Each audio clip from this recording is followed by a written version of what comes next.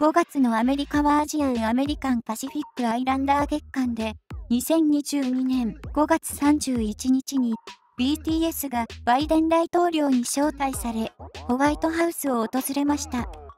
そして、BTS はスピーチを行ったんです。他国のアーティストがホワイトハウスを訪問することは異例の出来事だったため、世界的に話題になりました。BTS が再び歴史に名を刻んだんですね。しかし、バイデン大統領はなぜこの時期に BTS をホワイトハウスに招待したのでしょうか。招待した理由、招待された背景を探っていきたいと思います。また、気になる BTS のスピーチ内容についてもお届けしているので、ぜひ最後までご覧ください。BTS がバイデン大統領からホワイトハウスに招待を受ける。5月はアジアン・アメリカン・パシフィック・アイランダー月間でした。パシフィック・アイランダーとは、サモアなどの太平洋諸島出身者を指します。つまり、AAPI 月間とは、アジア系アメリカ人と太平洋諸島出身者のルーツを学ぶ期間なんです。その最終日である2022年5月31日に BTS がバイデン大統領からホワイトハウスに招待されました。バイデン大統領は BTS の招待の際、ホワイトハウスの一室で BTS のバターを流し歓迎していたんだとか。今までアメリカの大統領が自国のアーティストをホワイトハウスに招き対談を行うことがありましたが、他国のアーティストがホワイトハウスに招かれることは異例なことでした。しかも BTS とバイデン大統領はオーバルオフィスで対談をしたのです。通常、オーバルオフィスは大統領が外交官や官僚と会う場所になります。そのため余計に驚きの声が止まりませんでした。なぜバイデン大統領は AAPI 月間に BTS をホワイトハウスに招待したのでしょうか。 BTS がホワイトハウスに招待された理由は、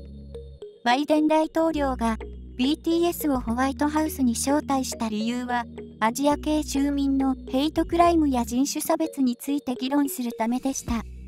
BTS は2017年頃からアメリカでアジア系住民をはじめとする社会的マイノリティ層を中心に人気を獲得してきており、そのため今回の議論に適任とされたことが考えられます。新型コロナウイルス感染拡大後、アメリカではアジア系住民のヘイトクライムや人種差別が社会問題になっているんです。連邦捜査局の2021年8月の発表によると、2019年から2020年にかけてのアメリカでのアジア人に対するヘイトクライムは、前年比で 77% 増加しています。さらに、2020年3月から2021年6月までに9000件を超えるアジア人に対するヘイトクライムが報告されているんです。これらについて、BTS とバイデン大統領は意見交換しました。メンバーはどんな意見を述べたのでしょうか。ホワイトハウスに招待されたメンバーはどうだったの？ホワイトハウスを訪問した BTS は全員黒髪で黒いスーツを着用していました。カラフルな髪色や服装の時もあるため、全員がそれとは正反対の黒髪黒スーツは新鮮でした。厳格さも感じますよね。そして一人一人がアジア系住民のヘイトクライムや人種差別撲滅に関するメッセージを伝えました。まず RM のホワイトハウスで反アジア系ヘイトクライムとアジア系の包容、多様性という重要な主題を議論するために招待していただき大変光栄です。真の私たちはAANH 月間のコミュニティと思いを共にし、これを記念するために今日ホワイトハウスに来ました。という挨拶から始まります。続いて、自民が最近アジア系を対象とした多くの憎悪犯罪に非常に驚き、心が穏やかではありません。このことの根絶にあたり、少しでも助けになろうと、今日この場を借りて声を上げようと思います。と述べました。J-HOPE は、今日、私たちがこの場にいられることは、私たちの音楽を愛してくださる多様な国籍、言語、文化を持つアーミーの皆さんがいらしてこそ可能だったと考えています。本当に感謝いたします。と、アーミーについて触れたんです。チョングクは、韓国人の音楽がお互い違う言語と文化を超え、全世界で多くの方に届いているという点を、今でも不思議に思っています。これらすべてのことをつないでくれる音楽というものは、本当に素晴らしい媒体ではないかと思います。と、BTS の音楽について述べていました。その後、シュガは、私と違うことは間違いではありません。正しい正しくないではなく、違いを認めることから平等は始まると考えます。と勇気づけるとともに、寛容になることをアピールしたんです。テテは、私たちは、すべてが各自の歴史を持っています。今日という日が、一人一人が意味のある存在としてお互いを尊重し、理解するためのまた、一つの歩みになることを願っています。と述べています。そして、RM が重要な問題に対して共に話をし、私たちがアーティストとして何ができるのか考える機会をくださったホワイトハウスとバイデン大統領に感謝します。とスピーチを締めました。このようなホワイトハウスでの BTS のスピーチに対して世間はどのような感想を持ったのでしょうか。また、ホワイトハウス訪問を BTS がどのように感じていたのかについてもお届けします。ホワイトハウスに招待されたことに対してメンバーは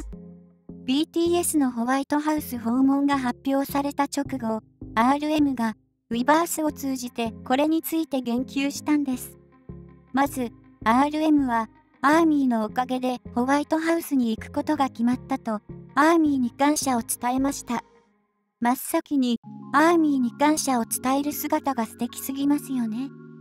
そして、RM は、BTS のホワイトハウス訪問を心配しているアーミーがいることも知っていました。そのため、無事に行ってきて、6月に笑って挨拶します。たくさん応援してください。とも言っていたんです。ホワイトハウスから帰ってきた BTS は、個人のインスタグラムに、続々とホワイトハウスでの様子を投稿していました。とても天気が良くて、BTS メンバーの訪問を歓迎しているかのようですね。ホワイトハウス内での写真を上げているメンバーもいたんです。シュガはソファに座っている写真を上げていました。ホワイトハウスに招待されたことに対して世間の声は、先ほどバイデン大統領が BTS をホワイトハウスに招待した理由は、アジア系住民のヘイトクライムや人種差別について議論するためと言いました。これに対して BTS は韓国を拠点に活動しているため疑問に感じる人もいたよう。なぜアメリカに住むアジア系の人々ではなく BTS がアジア系住民のヘイトクライムや人種差別について語るのかという意見が出ていたんです。バイデン大統領が BTS を政治的に利用しているのではないかという意見もありました。バイデン大統領は2022年秋に中間選挙を控えています。これに向けて若い世代に人気のある BTS と対談して話題になるという政治的効果を狙ったとも考えられるんです。事実、バイデン大統領は直近で BTS 以外にも人気歌手のセレーナ・ゴメスと面会していました。